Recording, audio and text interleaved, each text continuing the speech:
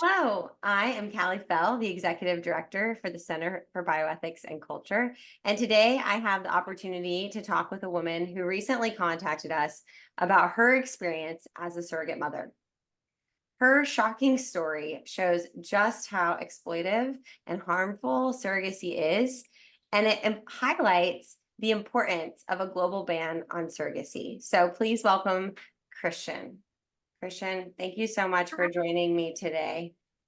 Thank you for listening to me Yeah. and actually not wanting me to be quiet and actually talk about my experience. So I really appreciate this. Yeah, I appreciate it because I know that this is an emotional topic. It's a sensitive topic. It's a personal topic. We're going to be talking about you and your family and your experience. And so, listeners, just keep that in mind as we hear from Christian today. That this is a really hard story to tell. But maybe you can start from the beginning.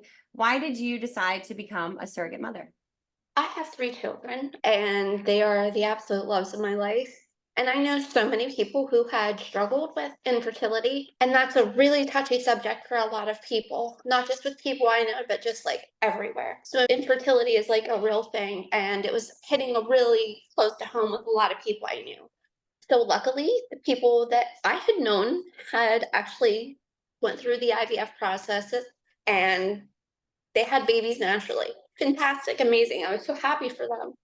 But then I was left with other people that I don't know that struggle to have babies. There's so many people out there, and I feel like there's so many deserving parents, and they just don't get the opportunity because their bodies just can't or won't do it. And that was my intent. I never wanted to go into surrogacy to carry for somebody who could have children. I'm going to put that right out there. My intent was to help people who just could not. There's a difference between could not and did not want to. And I was in it for the people who could not. Yeah. So when did you decide? When did your story begin? I had an embryo transfer in October of 2018 and it stuck. So that's kind of like where it began, but Sure. that's not Let's exactly where it began. right. So let's back up a little bit. How did Yeah, you select so in the industry, they're called intended parents. These are folks that may or may not be genetically related to the embryo that was transferred into Christian. correct. So can you tell us just a little bit? You've done your testing, you were matched with Mhm. intended Yes. parents. Yes. I had reached out to a larger agency. I thought they were a great match for my family and I.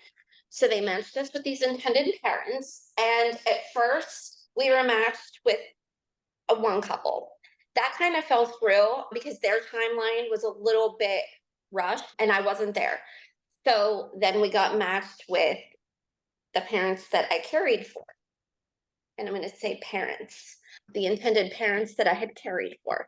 So we got a profile sent to us. It was beautiful, absolutely beautiful, saying how they wanted to extend their family. They had two children, and unfortunately, they were no longer able to have children on their own. So I was told. And so I was reading about this couple, and they were both from an area where there was restrictions on children that they were allowed to have. So this restriction was lifted. Here these people are. They want to grow their family. They can't anymore. So my heart just was like, I really feel for these people. So I love their story, the pictures, all of that. So as I said, my husband and I, we decided that we wanted to move forward with them. And you're Um, located on the East Coast, yes, and the intended parents are also located on the East Coast as well, but yeah, originally from another country, so international. And then you guys were using an agency in California. correct, Okay. correct. I just want people to Yes, understand all absolutely. of the different pieces here. So we Yes, have Christian, who's located on the East Coast, where the intended parents mhm, are currently residing, although they are from another country outside of the United States, and correct. using an agency on the West Coast in California, my state, the Wild West of this big Yes, fertility world, where you can do and be anything. if that isn't the truth. Right. Ugh. So you match with this couple, you decide to take their embryo, and how is the embryo related to the intended parent? So when we were contacted, it was my caseworker had contacted me via phone. She gave me this fantastic story about how these people can't have children anymore, yada, yada, yada. They were going to be using dad's sperm and a donor egg to make this embryo because mom wasn't capable of that at this. She can't carry kids at this point, is what I'm told. So I took it at face value. I assumed it was biologically theirs because that's what I was told. Mhm. And So did you meet the couple prior to or during, or when did you get to meet the couple that you were carrying a child for? the couple, I never met the couple. I never met the couple. I met dad and Okay. dad's assistant. I never met mom. And I had met dad the day of my embryo transfer. He was supposed to come in and meet with me, and they were supposed to come in and we were going to hang out and, talk. And they never showed up. And then when after the embryo transfer was complete, they were there. They were there. So I'm like, okay, I get to meet mom and dad. It was dad and his assistant. Dad and his Okay. assistant. At the time that I was matched with these intended parents, they also were matched with another surrogate, my sister surrogate. So they were having two babies, or attempting to have two babies at one time. I had a little bit of questions, but not my business, not my place. They wanted to grow their family. That's fine. That's on them. So back to the pregnancy. That's actually a good Yeah. point. So surrogate sisters, which is the term that Mhm. she is using and that is used, is actually becoming more popular as in the earlier years of surrogacy and IVF, people were carrying multiple children, multiple fetuses, multiple embryos were implanted. And now we know, obviously, that that carries a tremendous amount of risk for the woman carrying multiple babies. And so now what we're doing or what we're seeing is surrogate sisters, where maybe one or two embryos are implanted into one woman, and to decrease the likelihood of having multiples, they'll implant multiple embryos in multiple women. So these women will be carrying genetically related offspring, and so they're called surrogate sisters. So and you had no idea that was happening at the time, and you found out that this family had also employed another surrogate to carry another embryo for them. Correct. So I did find that out right around the time that I was having the embryo transfer. And as I said, I had some questions. Of course, they had an answer for everything, but it was too late at that point. I was locked into a contract. Gotcha. So even if the red flags were thrown, I mean, hindsight 2020, I mean, I was very new to this. I pretty much knew nothing about surrogacy other than what television shows portrayed, and that's not an Yeah. accurate picture. Did you It's feel not. like your agency at all was very good at telling you, or your I contacts there? I feel like my agency was all over the place. I feel like my agency was telling me one thing in emails. My agency was also telling me other things over the phone. Mm, But no, I feel like their ethics are very loose when it comes to surrogates and intended parents. I'm just going to be honest with you. It's Mm, just money. yeah. Yeah. They I was don't gonna care. say if They they are don't getting a care. paycheck, yeah. They don't care. Yeah. So let's talk about your pregnancy then, and how it was different or similar to your pregnancy with your three children. Yeah. So prior to the embryo transfer, I had to have this long, I mean, it was a paper like this that mapped out when I needed this shot, when I needed that shot. Mhm. It took a toll. It was painful. At the very last week of it, I remember my husband giving me a shot and I'm just crying. And I'm like, I don't want to do this anymore because I'm in pain and I wasn't able to take care of my family even whenever prior to the embryo transfer. So now we're here. We're after the embryo transfer. My So you're husband and I, saying all of those shots and everything yeah, were prior, and you were yeah, having such a hard time, and you really weren't even yeah. pregnant yet. Yeah, I because was not even pregnant. a lot of people don't realize that you have to prepare your body for a pregnancy that it's not And it's expected, hard. right? I thought You're aligning your body to the embryo transfer. So there are yes, medications yes. and shots and hormones. The day after I had the embryo transfer, my flight was at like 6 o'clock in the morning.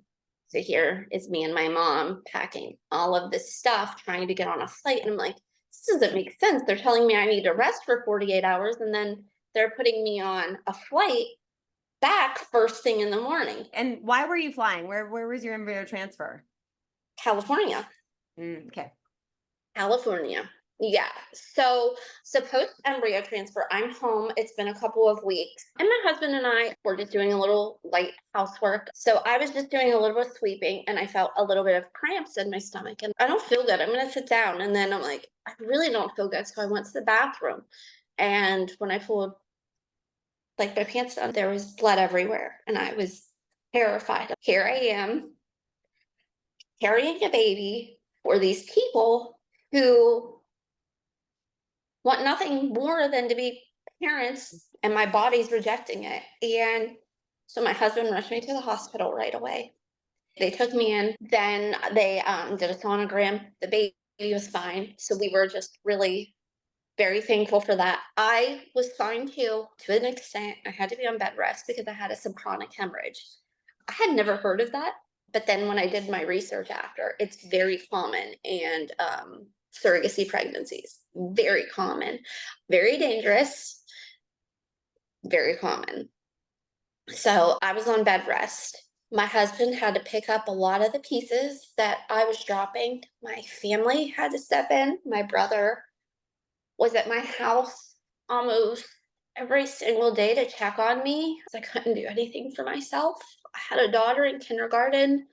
It was hard for me to walk her to the bus stop, and it was literally a block away. So that took a toll on me in itself. I had horrific morning sickness. I've had morning sickness with all my kids. Well, except my middle child, he was the best pregnancy ever. But my oldest and my youngest, I did have morning sickness with. But it was nowhere near this. I had to call the fertility doctor that had given me the embryo transfer, and he had prescribed me medication to stop my morning sickness because it was so bad that every time I would eat, I was literally choking as I was vomiting. And this went on for 6 months. I felt like I was going to lose so much weight, but I was gaining so much weight and I didn't understand how. So I had to tread lightly. So I did. I was on bed rest for a good part of my pregnancy, and it really took its toll on Sure. everybody in my house. Yeah. But then we fast forward to a couple of more months down the road. I had preeclampsia. I was sitting at my son's baseball game, and everybody's like, "Oh my God, you're due any day. Look at you. You're going to have the baby any day." And I'm like, "No, guys, I still have 3 months." Wow. And I was just retaining so much water everywhere. And that was the first sign. I'm like, I need to talk to the doctor about this. So my next doctor's appointment, I had really high blood pressure, and they're like, okay, we're gonna relax. So my blood pressure was a little bit down, but still on the higher side. Um, so they're like, we think you have preeclampsia. And then we're getting closer to me delivering. So it was Memorial Day weekend. And about how many weeks are you? Just to give people a reference. I am about 36, 37 weeks Okay. at this point. Okay. So I have the intended father's assistant reach out to me. The intended Sure. parents were supposed to come to appointments, like Did they? sonogram appointments. No, never, not once. So mom and dad wanted to meet before I was gonna have the baby. So we had like 3 weeks. So we thought, okay, fantastic. We had met dad, and we supposed to meet mom, but it was dad and assistant again. Hmm. And as we're sitting there, they're like telling me, well, she's telling me through him because he doesn't speak English. So the assistant's like a translator then, kind of. If you want to call her that, I'm just gonna say she was a cop out. But yeah, she was the translator. Okay. Um, so they're sitting there telling me about how they want this huge family, like, and my husband says, "Well, how many more children do you want?" And he's like, I want 9." So the translator answers and like tells my husband, like, "Oh yeah, he wants 9." And like my husband starts laughing. He's like, "You want a baseball team?" And they're not American, so they don't really know American baseball. He's like, "Oh, a soccer, you want a football team? You want a football team?" So he starts giggling and yeah, yeah, yeah, yeah. And then they start explaining to me about how my sister surrogate had 2 failed embryo transfers at this point, and they didn't feel comfortable moving forward with her. Mm. I'm 37 weeks pregnant. They asked me if I would carry again. Wow. I have not even had this baby yet, and they asked me to carry for them again. And are they aware of like your preeclampsia? Like, were you updating them? Or is the agency updating them on kind of like The how this? agency had I signed off on absolutely everything through my doctor. So the agency was accessing my records, at least to my knowledge, they were. I was being very clear and very open with them about things. So I don't know. Okay. But at this point, he asked me to carry, and I'm still pregnant. And my husband and I just kind of like, Right. You're like, we're still pregnant. at that point, we just kind of ended dinner and we went back over to my mom's hotel room, and it was my whole family was there. And I'm like, I just sat down, and my sister's like, "Christian, you do not look good. You need to go to the hospital. There's something wrong with you." I'm like, "No, Tara, I'm just really exhausted. This has been a lot." And then we start talking about the conversation. And of course, my sister, my big sister, she's like, "Christian, it just doesn't sound right. This just does not sound right." She's like, "Okay, Christian, but you please just go to the doctor. You don't look good." So it was a couple days later, and I really, really was not feeling well. And my husband did take me to the doctor, and the doctor hooked me up to machines, and they're like, "You need to go. Your preeclampsia is so bad. You need to go have this baby, and you need to have him today." Now, prior to this, a lot of people in my family didn't know that I was having weekly blood infusions for a couple of months because they were afraid I was going to bleed to death while I was having him. So, in the past, I did have to take iron for my other kids, but never, not once, did they tell me I would have the possibility of bleeding out. I'm sorry. It's okay. Take your time. This is a lot. Take your time. They give me an epidural because I'm in a lot of pain at this point, and the epidural is not working. Every epidural I had with any of my kids, it helped so much. Hmm. So then they come in, and I'm like, "Can you please give me something for my pain?" And they're like, "You have an epidural," and I'm like, "It's not working." And they're like, "Well, sometimes with preeclampsia, it doesn't work." And I'm like, I've never heard that before. So I'm screaming. My oxygen is dropping. The baby's oxygen is dropping. And they're like, "We need to give you a C-section. We need to do it now." So I'm getting ready to go in for my C-section. They're like, "Dad, get scrubbed up. We'll be right back for you." They wheel me out, and I get in there, and they're like, "We need to get him out now."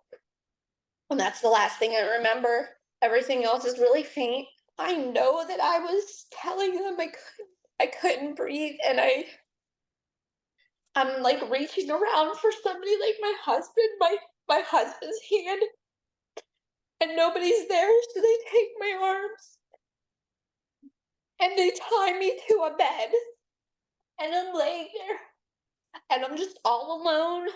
And I mean, not all alone, but I felt so Right. alone because all it is just hospital staff. Right. So they get the baby out, and that's the last thing I remember until going into waking up in my hospital in my room.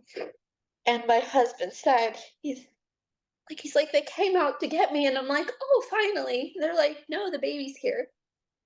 He's like, what? They're like, yeah, she had some complications and we needed to get him out. My husband's like, is she okay? They're like, she'll be fine. And that was it. That's all that I know about his perspective of that. So I just wake up and I'm like, at this point, I don't even remember what happened for the most part. I'm like, is the baby okay? And he's like, yeah, he's fine. He's like, we were all just worried about you. So that was that. Did you get to see the baby? Did the parents come and get the baby right away? Like, do you remember any of that? They had a hired person at the hospital to take care of the baby. So I did get to see him the day after I gave birth to him. And it was really, really hard. I mean, it might have been the day. I did get to see him, but it was very, very foggy. So the next day they did bring him back in and I got to see him and I got to say my hello and my goodbye. And I had a nurse come to my husband and say, there's something weird. And my husband goes, what? He goes, they're giving this baby a different last name than mom and dad. And I'm like, listen, guys, I'm not doing this with you. It's a different culture. I know that we're a small town area. We're not doing this. We're not. They're like, because they used some big words like this is human trafficking. We think this is like human trafficking. I'm like, I shut it completely down. I'm like, So you guys are the just small. hospital staff had this, or your family was feeling this way? Like the hospital The staff. hospital staff. Hmm. The hospital. And I'm like, you guys are just small minded. And because at this point, I'm tired. I'm exhausted. Sure. Just I'm had a sick. really traumatic delivery as well. So, So I was just done. I didn't want to hear anything about it. I'm like, let him go home and live in peace with his family. Like, let him alone. mhm. So the next day comes and I said my goodbye to the baby. And Was that harder than you imagined, being a surrogate yeah, mother, saying goodbye? Yeah. yeah, definitely. Because 3 days later, I'm sitting at my house and I'm just upset. And my husband says, what's wrong with you? And I'm like, and I just started crying and I'm like, I miss him. And he's like, what do you mean? I'm like, I miss him. I'm like, it's not like I wanted him, but I really, really miss him. Mm. I just fell apart. Because you can prepare yourself all you want. You can tell yourself all you want. This isn't my baby. He's going home with his family. You just tell yourself that all you want. It's a completely different thing whenever it's right there and you're dealing with it. So I want people to be aware of that. Mhm. You're never prepared. Right. And so that. He left with his family. I had to stay an extra day because of the C-section and whatnot. So my husband and I are driving home from the hospital and I'm in a seatbelt and I'm like, I had to pull the seatbelt off because I don't like being strapped into anything at all anymore. I didn't, I don't know if they tie everybody's hands down during a C-section. I don't know. I never had one, but I just did not like feeling um, harnessed. So I made him pull over. I ripped my seatbelt off and I'm just outside throwing up because I wasn't ready for that. I really wasn't ready for that, any of it. And dealing with it was really hard. And it was really hard to talk to anybody about because everybody would say, well, he's not your baby. You knew that. Okay, yeah, I did. We shouldn't have done it. Well, it's too late for that now. I felt isolated and alone. So, yeah, And, that was the pregnancy in the nutshell. and it doesn't stop there. 3 months after I had the baby, and tomorrow is his 5th birthday. Mhm. 3 months after I had him, the agency was already reaching back out to me to have another baby. 3 months. 3. 3 months. Okay, so I'm actually on a whole other journey with these other people because I took the bait. We were really in debt. So I'm like, hey, let me do I'll do it again. I'll do it again. No matter what the cost is to me up here or physically, I'll do it again. So we're well on this journey. It was fantastic couple. And let me tell you, they had been put through the ringer too with things that had happened to them previously. They had one shot to have one child, they had one shot left. And we had met them. They were phenomenal. So I'm going through all of this with them. So it's about 2020, the beginning of 2020, like February, I get an email from my my attorney that the agency had set me up with. Now, mind you, I'm working with this agency currently, again, with another surrogacy, and like I said, this the lawyer that they had set me up with reaches out to me, and he said, "Hey guys, just wanted to touch base. The attorney for the intended parents, they may have said former intended parents in the email, um, needed to get in touch with you about some documents." My first thought was, okay, we didn't sign or initial something. You know, the documents are like this thick. You have to initial almost every single page. You have to sign things. And how long is this after? This is like about a year after your first surrogate This baby was born? this is so I had him June 2019. So this would be like January, February of 2020. 2020. Yeah. Okay. Okay. So about 8 months or so. Yeah. So I just had him reach out to me and I'm like, okay, no big deal. And he's like, if you have any questions, ask. So I started asking questions. And he's like, you know what? Their attorney will explain more Hmm. whenever he reaches out. Okay, cool. So I'm like, all right, no big deal. So at this point, I had been corresponding with the intended parents lawyer. He reached out to me and he had said he was representing the intended parents in an adoption case, and the baby was with his biological dad. And I'm so confused. The baby's in England with his biological dad. Now, Which is not the country where the intended parents are from or residing. not at all. So he proceeds to tell me that the sperm donor was actually not the intended father. The sperm donor was a friend of the intended parents. He was acting because the sperm donor and his partner were actively trying to adopt this baby in England. So I'm confused. I write back just that. I'm so confused. Is intended dad not the sperm donor? And he said, no, he's not. So I'm very confused at this point. So I go back and I start rereading contracts. And at one point, it does mention a sperm donor. And the first time this sperm donor was ever put into paperwork is in a time where I had been very sick during the pregnancy, and I have emails where I'm talking to lawyers, the agency, and I'm like, guys, I'm really sick. Because I bailed on a meeting. I was sleeping because I'd been so sick. I believe I had maybe, I don't know what I had, but it was really affecting me. I went to the emergency room a few times. Um, but anyways, I was just actually resting at the point and I slept through the call. So they reached back out to me and they're like, hey, listen, you need to sign this. And I'm like, I'm so sorry, I've been sick. So they're like, it's okay, we'll be very brief.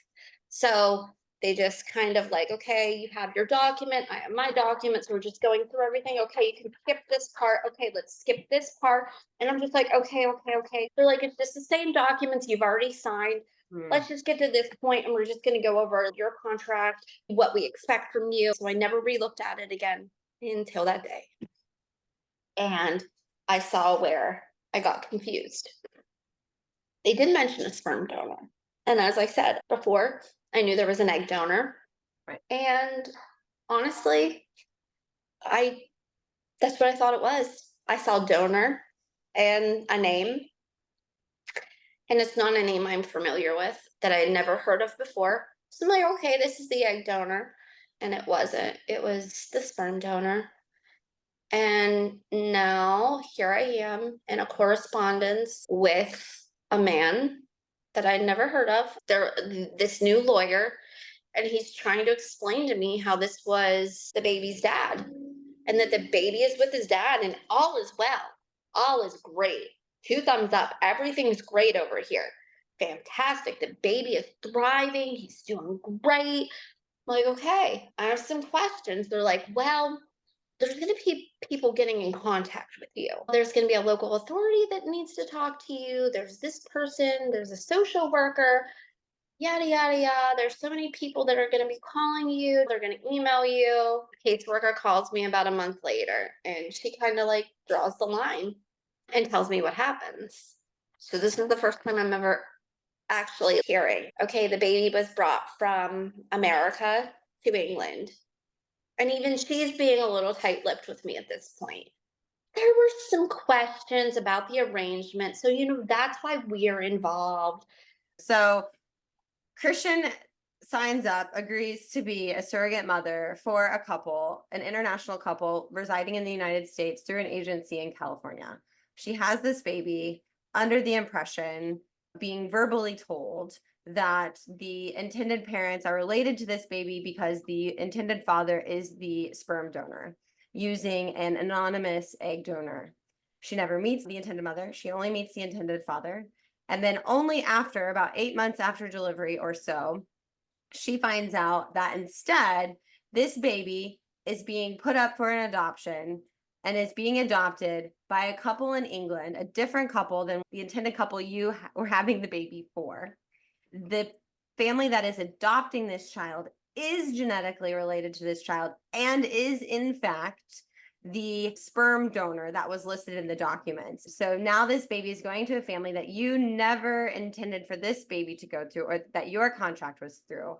And it seems, or it feels, right, that this was the agreement all along. And maybe the agency was caught off guard as well. It seems they've reached out to you. But in any case, we have multiple states involved, which all have varying laws around surrogacy. California is probably the loosest. It is Oh, the loosest. We are just the wild west of infertility industry here. And it is an industry, it's booming. People come from all over to use California. And so now we have several states with different patchwork of laws.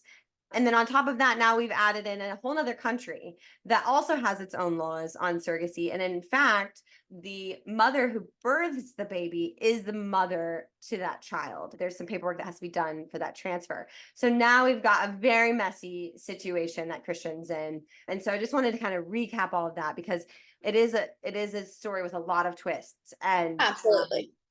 and in the middle of all of this, I feel like we're kind of glossing this over, and this is my fault. But there's the precious little child in the middle of this. Let alone Christian feels like she was hoodwinked and didn't have the experience that she signed up for. She was lied to, manipulated, exploited, all the words. But we have this little child. We have a baby. We have a human being who, in my opinion, deserves the right to know where he came from, why he's here, who You only knew.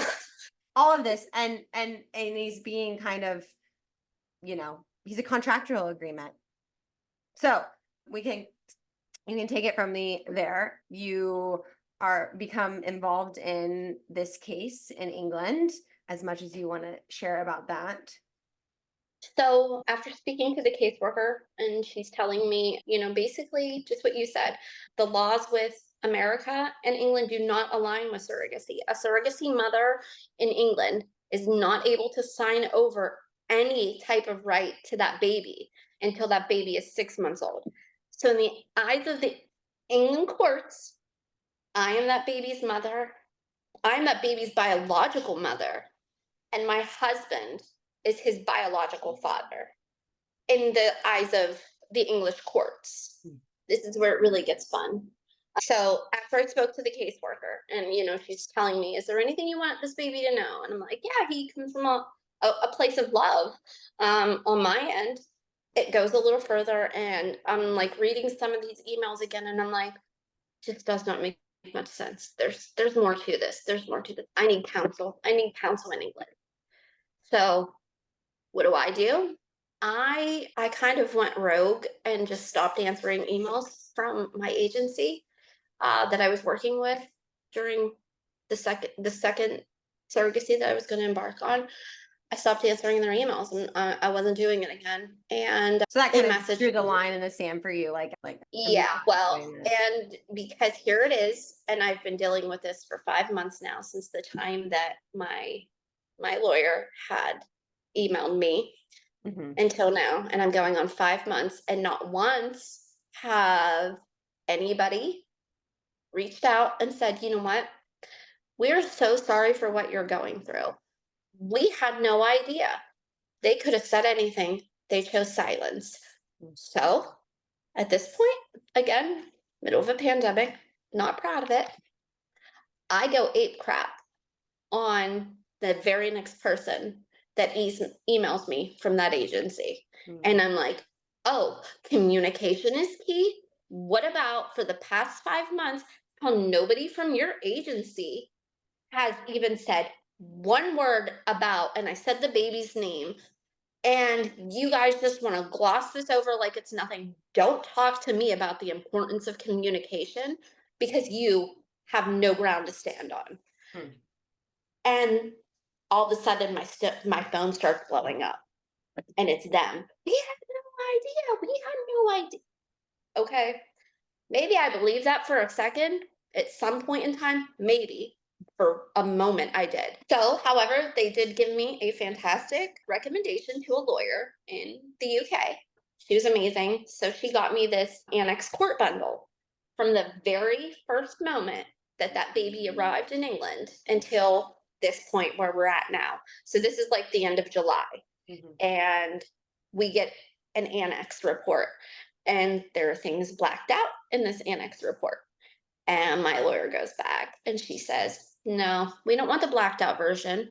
If she's the biological mother, we want to read everything. And this is where I feel like I might be putting a target on my back right now, but I'm just going to go ahead and say it. England, you dropped the ball.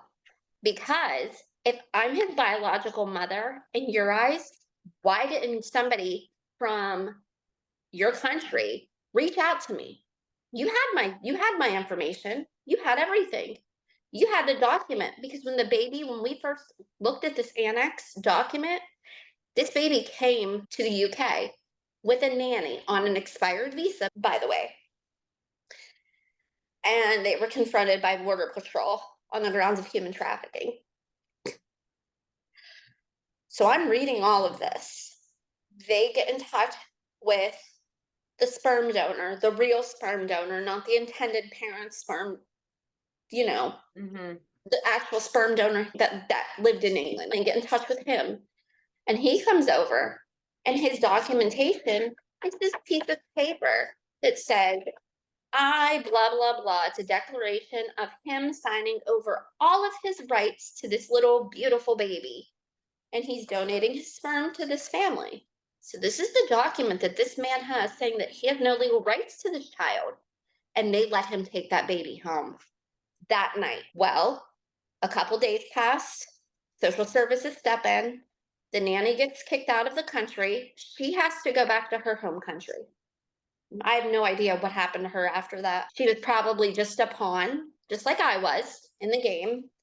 So they went in and they took into a foster home, to my knowledge, for at least a month. So now not only has this baby been with these fake parents, this baby has been left with a nanny. Now he's with dad. Now he's in a foster home. Yeah. So I'm reading all of this, and it's just really disturbing to me. And I didn't know how to take it. I went into a really dark place. I literally sat in a basement in the dark for like 3 months because I had no idea what was going on. My family came home. My mom came home to support me. My whole family was rallying around me. And there I was, just dead. I was just absolutely dead. I was a shell of a human.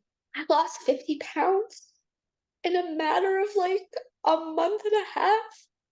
But it was so unhealthy. I started seeing a doctor at that point, because at that point it was scary to be in my head. Like, what the hell did you do?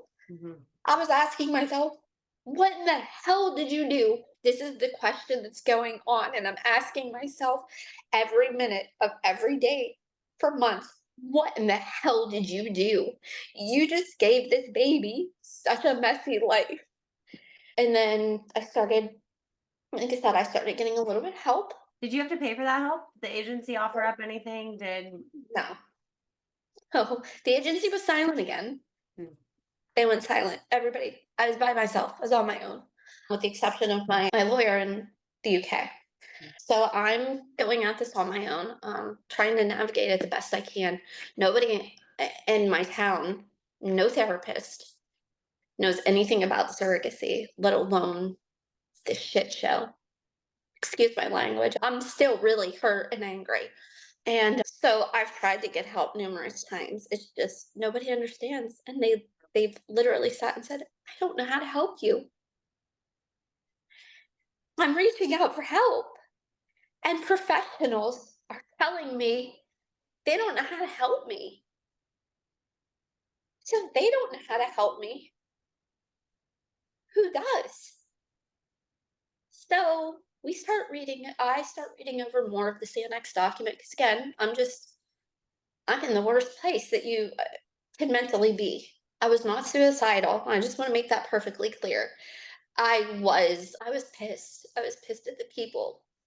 And I had some really ill thoughts towards them. Not like crazy things, but like, who the hell are you? And who the hell are you to do this to people? Not just me, but like my biggest concern is the baby. At this point, my concern is the baby because the more I read in these documents, the more disturbed I got. Mhm. So after the baby goes back to the sperm donor in England, social services try to come in and conduct their interviews, and they're avoiding them at all cost. I keep reading a little bit more. When they actually do get in to do a discussion with him, dad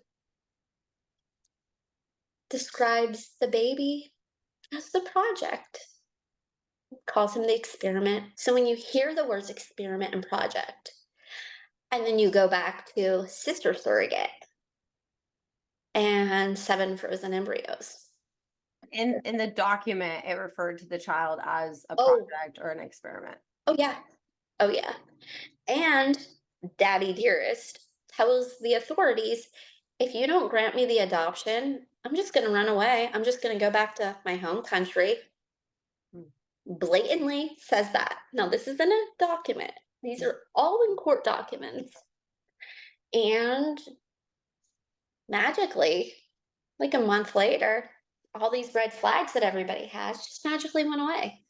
Now, I don't kind of want to go into my conspiracies Let's with things and let's my thoughts. not.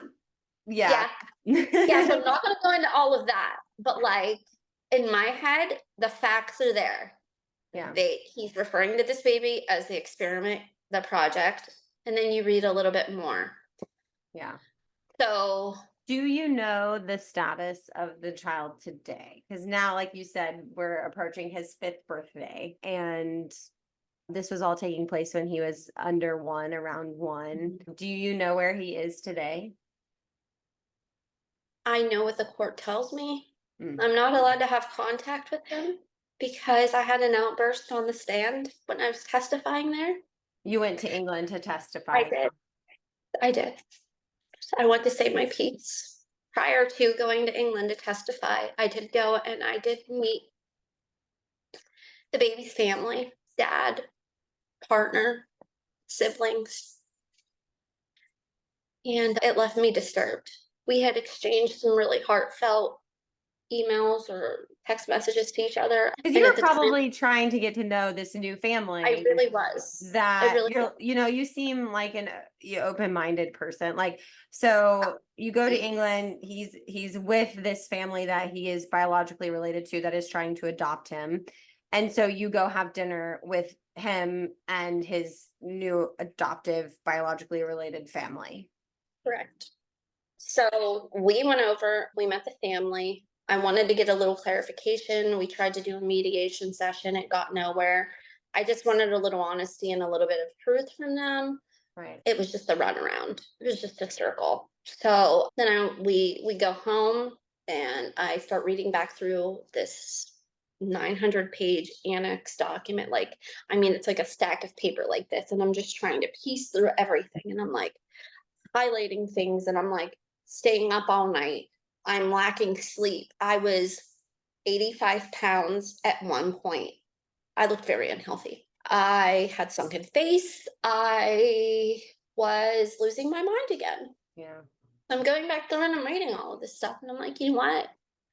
They wanted me to agree to the adoption, and I couldn't.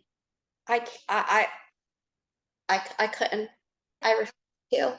What was it about the meeting the family for dinner that made you feel so disturbed? I didn't feel like he was a part of the family dynamic. It looked like there was this whole life for their children, and then there was him because he's not biologically related to the mom. Sure. And they thought it would be funny to tell me that when their youngest daughter gets upset, that she likes to tell the baby I had, I'll just have daddy take you back to where he bought you from. Mm. Where does a kid hear that? Now, mind you, through all these court documents, they're lying to these kids and telling their kids that this is not their sibling. They're not telling their children that this baby is their biological sibling because they're too young to understand. And you found out too that the intended parents, the reason why you never actually saw the mother of the two was that she was actually carrying a child at the time, right? And then, Yeah. yeah. So at the time I was pregnant with the baby, the intended mother, the reason she couldn't have babies, which wasn't a lie at the time, she couldn't get pregnant because she was already pregnant. So I didn't find that out until all of this court document stuff. And then I also realized that sperm donor had his ex-wife pregnant because they divorced at some point and then they got back together. So I was pregnant, intended mommy was pregnant, and sperm donor's partner was pregnant. So we were all three pregnant at the same time. After we've come home from England, I see a document in there that was not in the original annex file that they had sent me. So, as I said, my lawyer worked to get me the non blacked out copy, Sure. and she did. So, this time I sat down and I'm like going through everything. I'm like, did you see this? And husband's like, no, what? And I'm like, right here is a document that states they had a backdoor contract.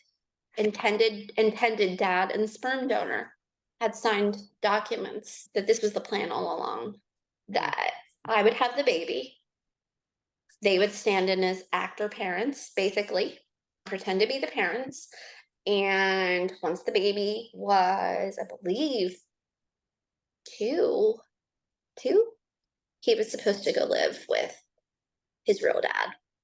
Wow. And reading that, I'm like, there's lawyer signatures on these. And I got really, really mad. Really mad.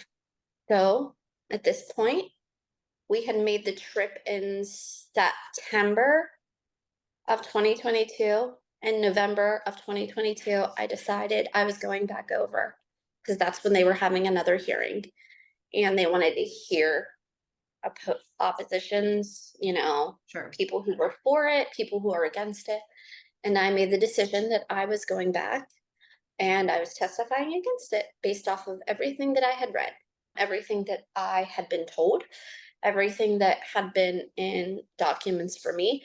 I'm at this point extremely concerned for this child, extremely concerned, especially when just a year before I'm reading that he's calling this child experiment.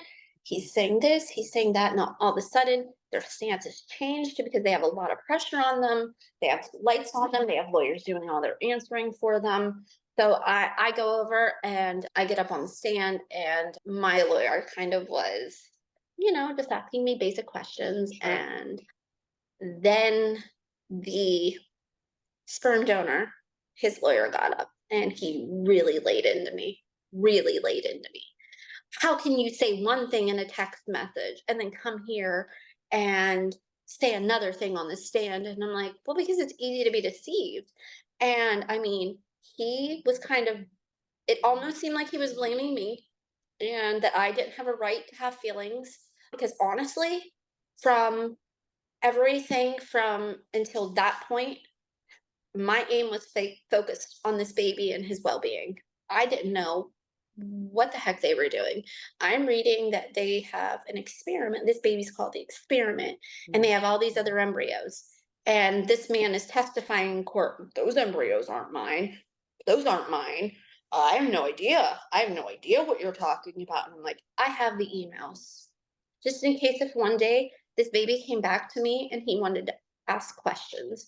I wanted to be as honest with him as I possibly could and explain to him my stance and where I was coming from. I didn't realize that I was saving it because now it's all potential evidence in this really far-fetched back and forth. It's a game. It seemed like it was a game. So as I'm on the stand, this man's telling me basically I'm not portraying who I really am. And I'm like, well, that's really rich coming from somebody who's defending your client and they're doing human trafficking.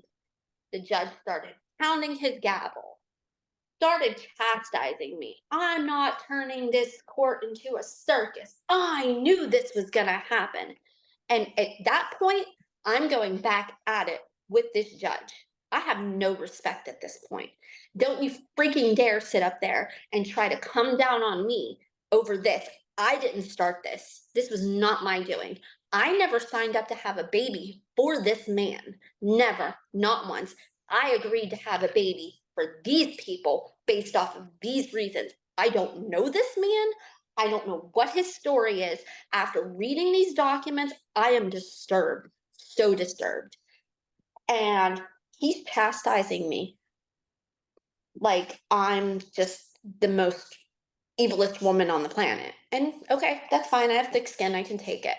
What I couldn't take was coming back into that courtroom the very next day and seeing my legal team, which is just two people, and then there's me.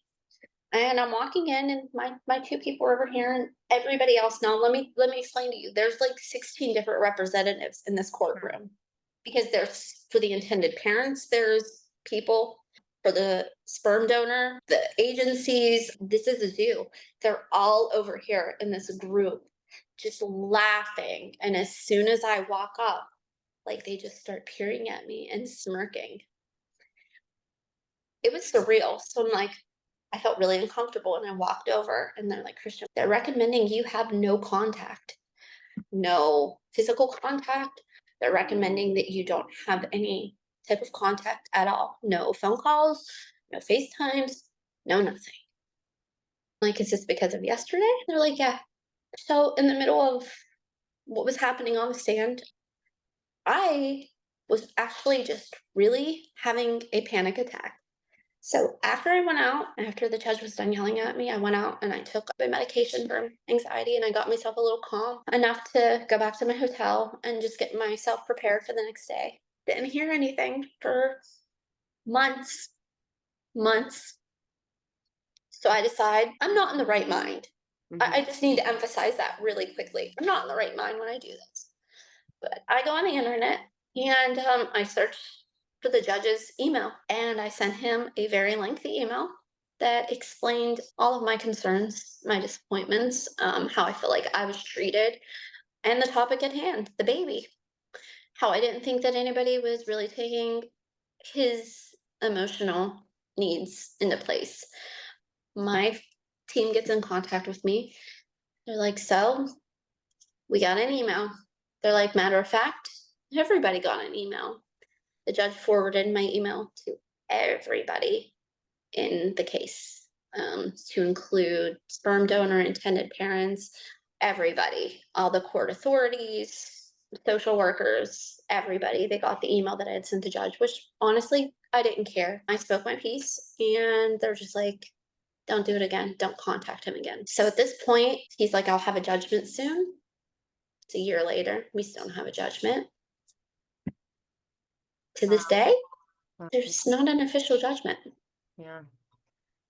I can't Um, imagine. I can't imagine. This has been such an eye-opening story, and unfortunately, I don't think the only story that has similar outcomes or similar parts to it. And that's why, as our organization, we think the only way to really protect women and children is to have a global ban on surrogacy.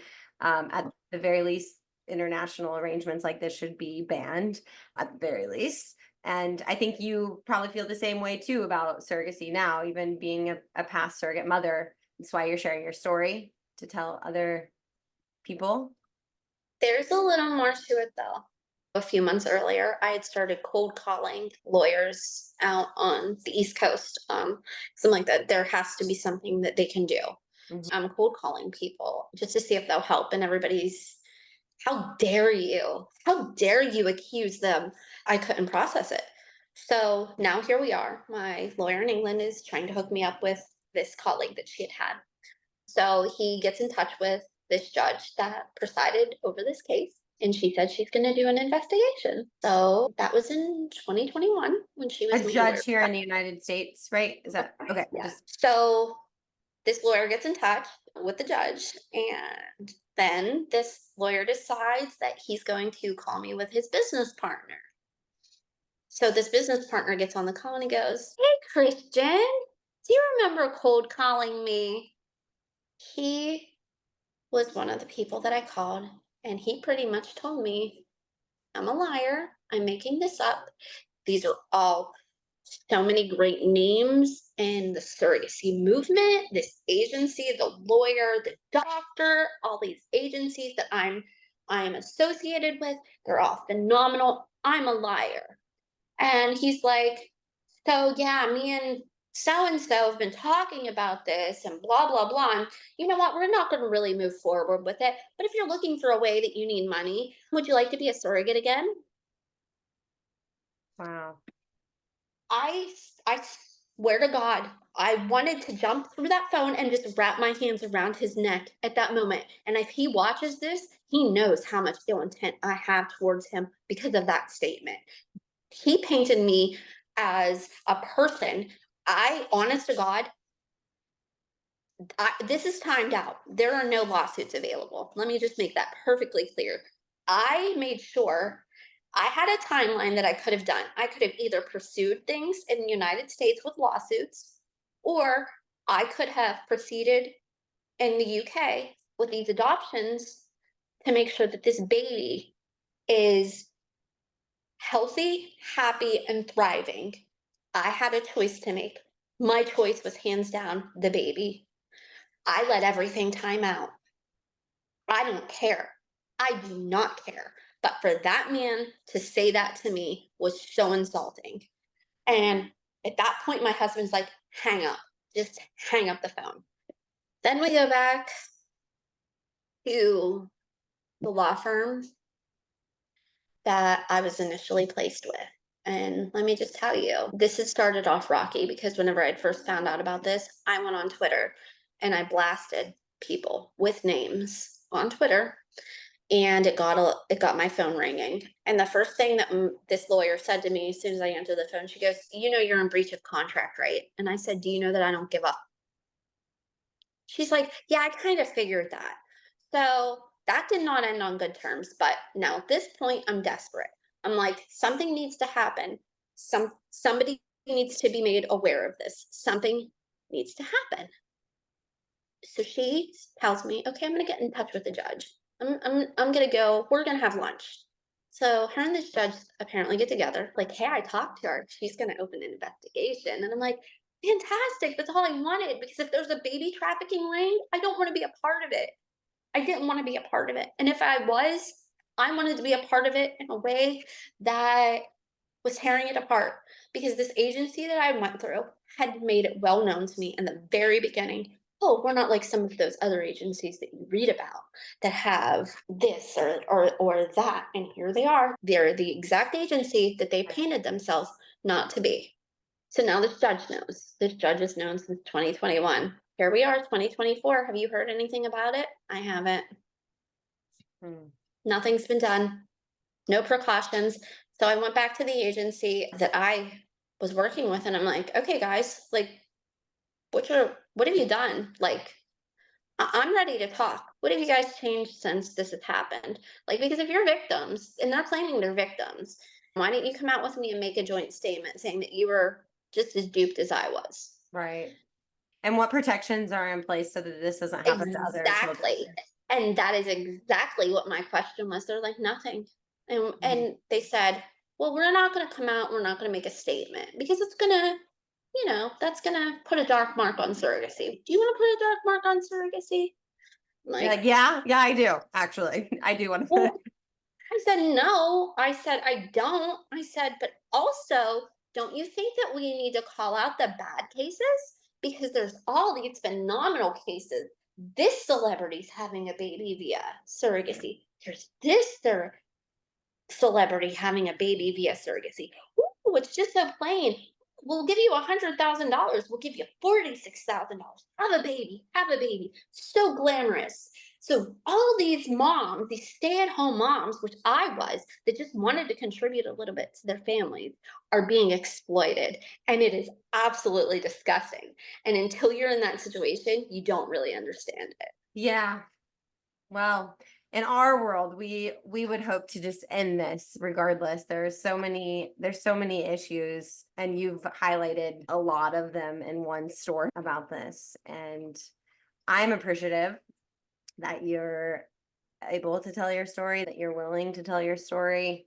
I know that it's not easy, especially I, because too you have no closure. I don't. It still feels very open, but I appreciate it. And I hope that someone listening can glean something from it. I guess my last question for you then would be, what would you say to someone either considering being a surrogate mother or being an intended parent and wanting to hire a surrogate mother? What would you say to them? Okay, so I would have a message to each and every one of them. To a surrogate mother, if you're married and you have a family, it's going to be destroyed. My family was destroyed. I'm no longer with my husband. I moved to Florida because I was having so many dark days that I have a young daughter and I wasn't able to provide the care for a while. So I moved in with my mom so she could help me. I'm here physically with my daughter every day. We do a lot of things together. It's not like but it's not the same. I'm not with my two older kids because just being in that area, it's a lot. Hmm. Hmm. So, future surrogates, you don't know what you're signing up for. It's not money. It's not all that glam. They're going to lie to you and tell you, oh, 1% of people get chosen. But in all actuality, if you have a womb and you're willing to rent it, they'll take it. It doesn't matter what kind of condition you're in. Honestly, they were trying to sell me to be a surrogate after I had an emergency C section, preeclampsia, blah, blah, blah, all these problems. And every single agency was trying to, I was solicited 3 times after having the first baby to do it again. And so it's not what you think. It is not at all what you think. A message for intended parents. Also that, would you want somebody with not only the physical attributions that I've mentioned, but the mentality that I have? Would you want me carrying your baby in that mentality? Because this is it. This is the poster board for surrogacy. These are the kind of moms you get. The ones that are a little messed up here after this, and they want me to carry somebody else's baby. That is very irresponsible. Very irresponsible. My suggestion is that if you want a family, have it the natural way. And if you can't, there are so many children in this world who don't have loving homes. And I really feel like adoption has a lot of really great benefits. I mean, if you're just making a baby in a lab with somebody's random sperm and somebody's random egg, I mean, it's not your child anyways. So, and you're not carrying it. So what's it matter? Adoption, Yeah, plain and simple. If I could go back and redo this all, I never ever would have done this. It's ruined my life. I'm really sorry to hear that, Christian. And I'm hoping that you do find healing still and restoration, and that you and your daughter go on to have like the best mother-daughter relationship, and that you can get healthy for her, and that she just knows how loved she is by you. And it's not easy to hear this story. I feel like you were really harmed and exploited, and I'm really sorry to hear that. But even worse than me being harmed and exploited, can you imagine when this child becomes of age and actually has to read this? Yeah. Yeah. To me, this is, I'm an adult. When, how, my, just think before you do things. Yeah. Just really think things through. Money is the root of all evil, and money makes you do crazy things. And I would just like to, maybe give you guys a little insight. After I had the baby, people in my own family call me a baby seller. And I didn't feel that way for a really long time. Read through the annex documents, and then I realized, wow, I really did contribute. Really did contribute. Unknowingly, but I contributed. Mhm. And if he ever sees this, I just want him to know how sorry I am and how I did want to take him at one point in the documents. I wanted to take him because if I'm his mother, I should have been able to go over and take him, right? And they wouldn't allow me.